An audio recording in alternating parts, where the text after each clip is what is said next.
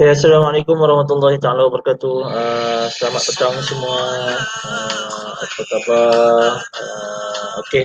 Bertemu lagi kita untuk live khidmat pelanggan bersama Tiram Travel Cawangan Terintan. Okey, hari ini kita nak sembang-sembang santai lah, dan kita ada buat penerangan sikit berkenaan dengan package umrah dan kita cerita sikit lah bab ziarah ketika menunaikan umrah. Okey.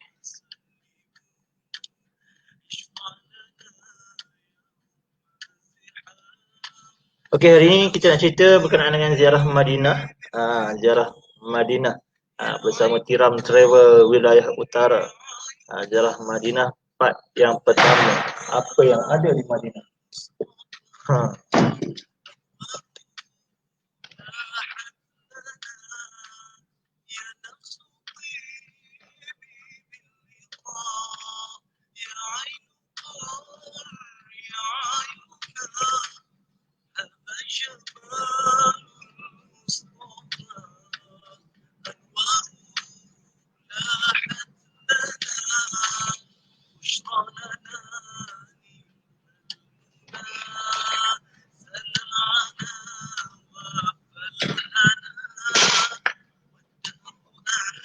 Okey, ziarah Masjid Nabawi part yang pertama. Okey, petang ni bersama dengan saya Muhammad Farizul daripada Tiram Travel Cawangan Terintan.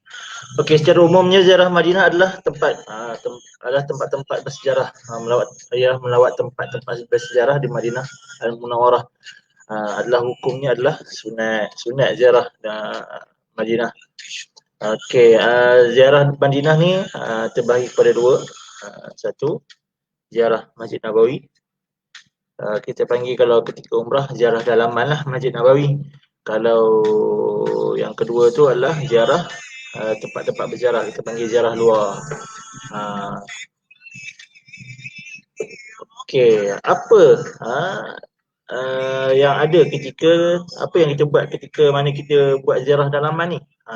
Pertamanya kita dah sampai ke Madinah, kita kena mestilah kita nak bagi salam kepada baginda Rasulullah sallallahu alaihi wasallam. Okey, sabda Rasulullah sallallahu alaihi wasallam daripada Abu Hurairah radhiyallahu anhu bahawa Rasulullah sallallahu alaihi wasallam bersabda, "Salatu fi masjidi hadza afdalu min alfi salah fi ma siwa ila Masjidil Haram." Maksudnya, solat di masjidku ini, iaitu Masjid Nabawi, lebih baik daripada 1000 kali solat di tempat lain kecuali Masjidil Haram. Ini adalah salah satu tempat yang Rasulullah kata dekat Masjid Nabawi ni ada keberkatan. Lebih baik 1000 kali keberkatannya lebih baik daripada masjid-masjid yang lain kecuali Masjidil Haram. Jadi kepada yang dipilih menjadi tetamu Allah ketika menunaikan umrah, ziarahlah ke kota Madinah Al-Munawwarah. Okey, tu yang tadi tu ziarah, kita panggil ziarah dalaman lah. Ziarah Masjid Nabawi ni adalah ziarah dalaman.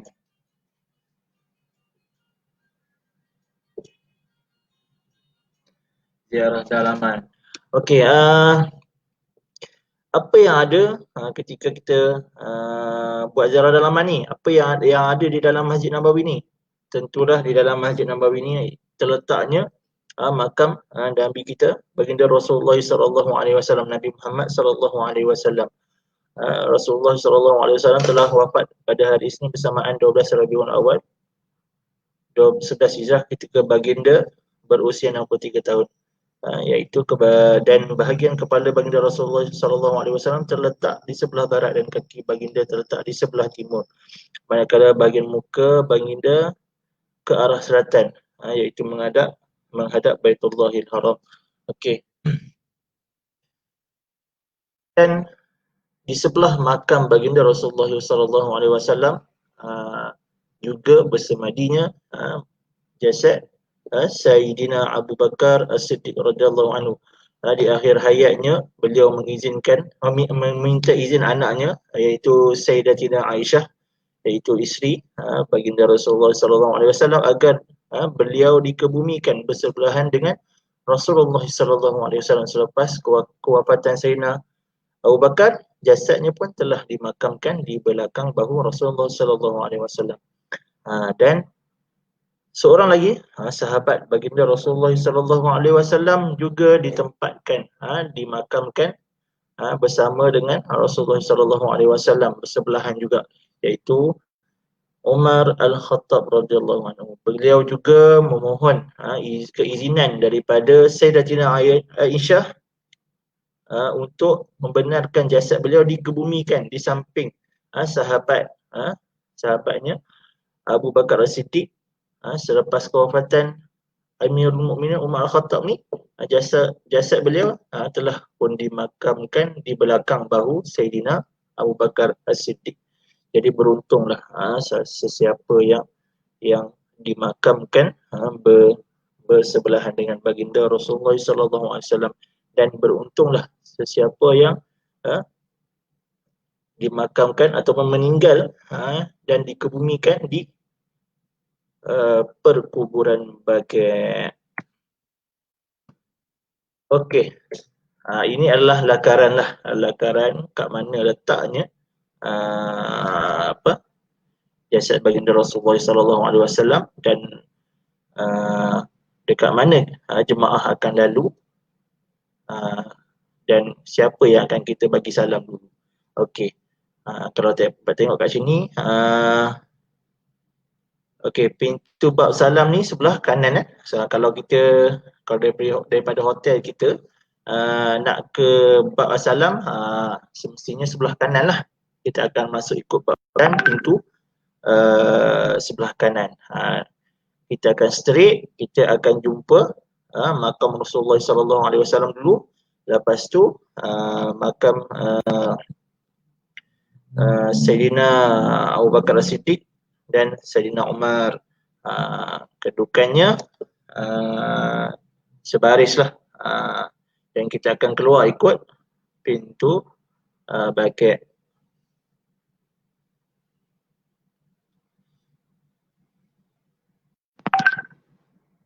Okey, apa yang istimewanya Raudhah? Okey, Raudhah merupakan salah satu tempat yang terletak di dalam Masjid Nabawi. Tempat ni sangat-sangat mulia. Rasulullah dia cakap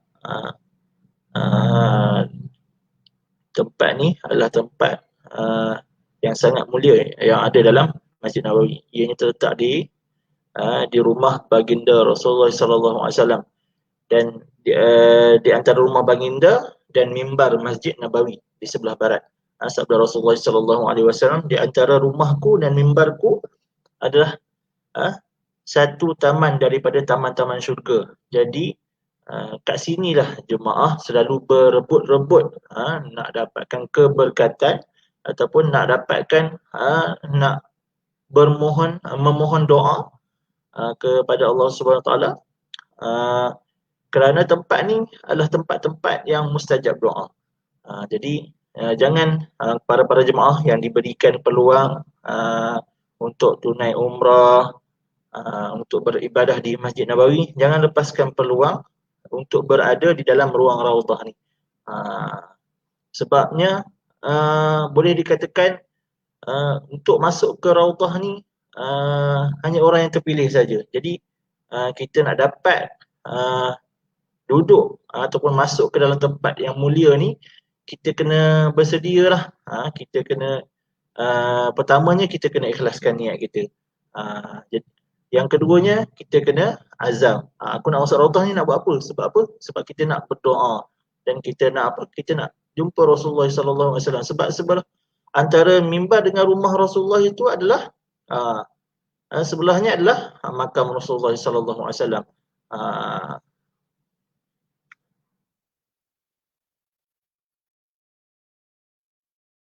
Alright.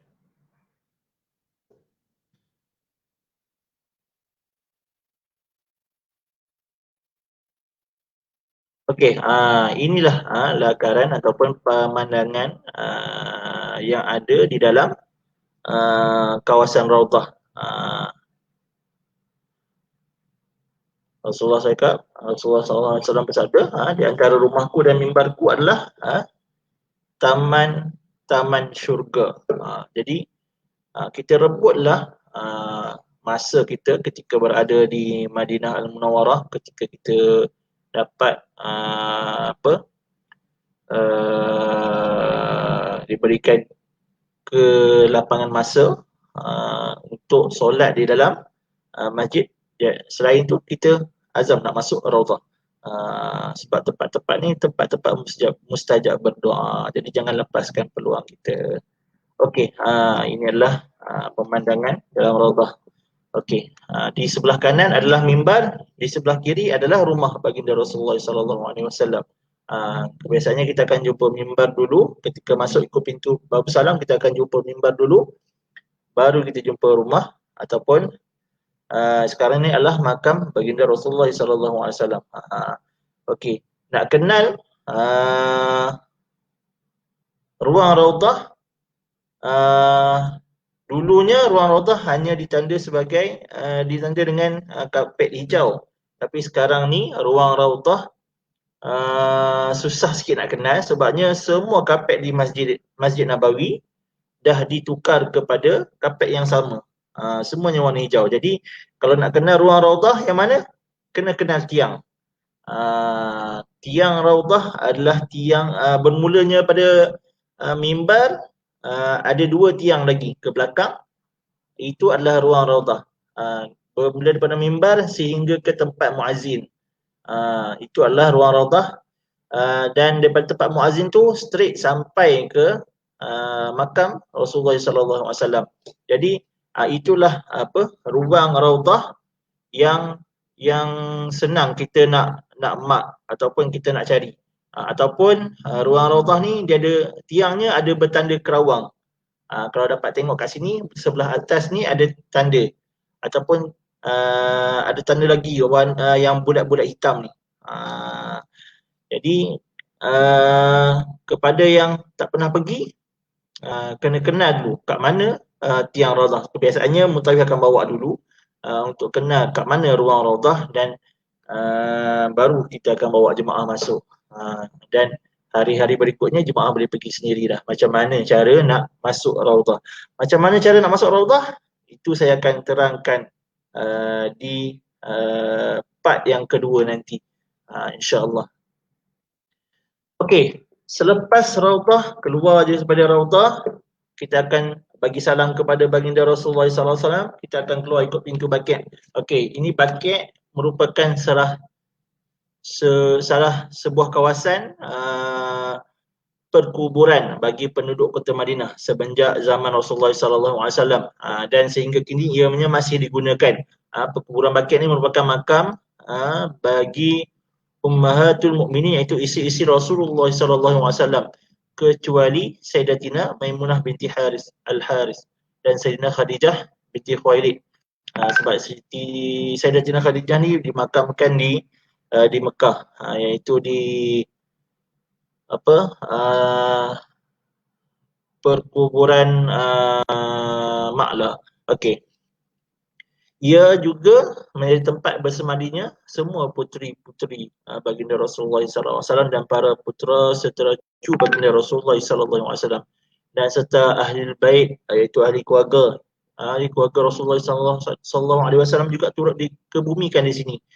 Dan dianggarkan kira-kira ada 10,000 orang sahabat yang meninggal dunia di Madinah dikebumikan di perkuburan Baqi'. Dan sehingga kini Baqi' masih lagi digunakan tempat menyimpan jenazah. Jadi beruntunglah sesiapa yang dipilih menjadi penghuni Baqi'. Kalau setiap kali tunai umrah, kebiasaannya saya akan tanya pada jemaah, siapa azam nak pergi umrah, dia nak meninggal di sana. Ada jemaah yang takut, ada jemaah yang berani, dia azam dia nak tinggal di sana dia nak bersama dengan baginda Rasulullah sallallahu alaihi wasallam. Okey, ini adalah gambaran perkuburan Baqi'. Tak macam kita. Macam kita ditandakan dengan dua batu nisan. Sana hanya ditandakan dengan satu batu saja. Dan tak ada nama pun. Dan kita tak dapat kenali kat mana tempat jasad kita diletakkan ataupun jasad kita dikebumikan. Okey. InsyaAllah kita dah habis untuk ziarah dalaman. Dan ada di antara ziarah-ziarah dalaman, kita akan bawa jemaah pergi tengok telaga yang mana sahabat baginda Rasulullah SAW wakafkan kepada penduduk Madinah untuk kegunaan penduduk Madinah ketika mana ketika itu Madinah kekurangan air. Jadi telaga itu telah diwakafkan oleh Rasulullah SAW. Jadi insyaAllah kita akan kongsikan lagi apa kelebihan-kelebihan ketika kita menziarahi kota Madinatul Munawwarah. InsyaAllah kita jumpa lagi untuk live akan datang. Sekian daripada saya, Muhammad Rizwan, daripada Tiram Travel Cawangan Terintan. Assalamualaikum warahmatullahi taala wabarakatuh.